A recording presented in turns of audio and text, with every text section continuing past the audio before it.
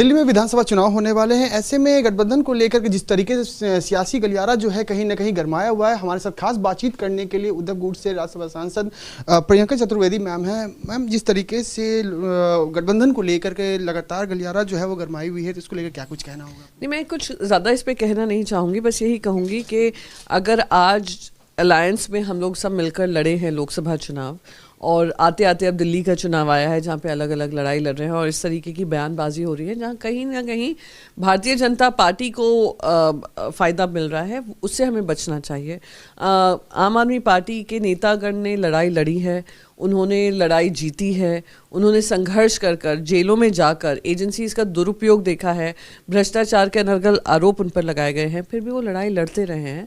तो उनको मजबूत और करना, मैं मानती हूँ, हमारी जिम्मेदारी बनती है, इंडिया अलायंस के पार्टनर्स की जिम्मेदारी बनती है। और हमारा जो गठबंधन बना था वो संविधान और प्रजातंत्र को बचा कर रखने का काम था।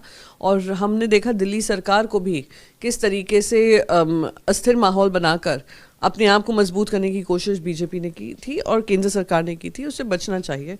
तो इसलिए हम चाहते हैं जो मजबूत है, मजबूत स्थिति में है, उनको और मजबूत करना ज़रूरी है। मैम, तेजस्वी यादव का भी बयान आया है कि गठबंधन कहीं ना कहीं वो टूटता हुआ नजर आ रहा है। बिहार में भी जिस तरीके से विधानसभा चुनाव भी होने वाले हैं, तो कहीं ना कहीं इसको लेकर क्या कुछ है? क्योंकि लगातार सभी लोग कह रहे थे कि गठबंधन जो है लगातार हमारे साथ में है, लेकिन अब जो उनका बयान आया है तो गलियारा जो है इसको लेकर के भी काफ़ी ज़्यादा ये है। मैंने उनका बयान नहीं सुना है और मैं मानती हूँ कि सब लोग इस पे बैठकर आत्मचिंतन करेंगे, और ख़ास करके क्योंकि बिहार का चुनाव भी एक इम्पॉर्टेंट चुनाव होगा, नीतीश कुमार जी के लिए भी इम्पोर्टेंट होगा।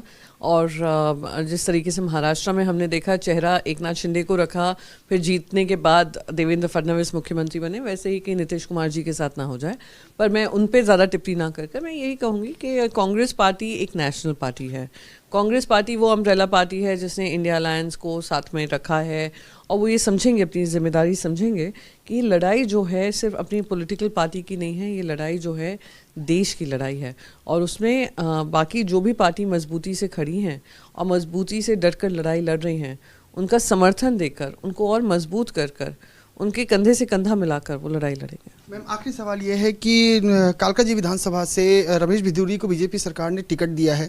उनका एक बयान भी आया था प्रियंका गांधी को लेकर के कि मुझे अगर जनता जिताती है तो वहाँ की जो रोड जो है वो प्रियंका गांधी की गालों की तरह कर दिया जाएगा। तो इसको लेकर क्या कुछ आपको रिएक्शन? देखिए, भिदुरी जी जो ऐसे इंसान हैं जिन्होंने पार्लियामेंट के अंदर इतनी घिनौने बयान के दिए थे, इतनी गंदी बातें कही थी, फिर भी उनके ऊपर कोई भी एक्शन नहीं लिया गया।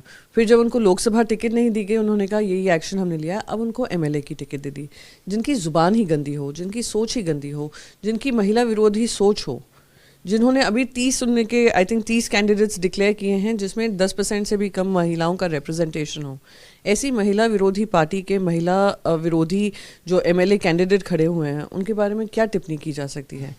शर्मनाक है। और वो अपने स्टेटमेंट को पहले डिफेंड कर रहे थे, शायद ऊपर से डांट पड़ी होगी कि दिल्ली की महिला वोटर्स उनके खिलाफ चली जाएंगी, तो उन्होंने फिर माफ़ी मांगी है।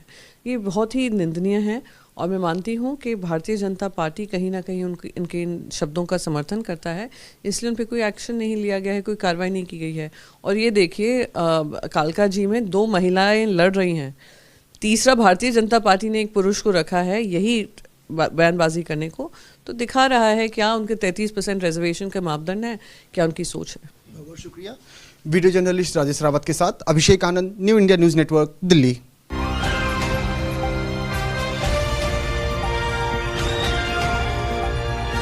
दिल्ली, हरियाणा, उत्तर प्रदेश, राजस्थान की हर खबर के साथ देखते रहिए न्यू इंडिया न्यूज़ नेटवर्क।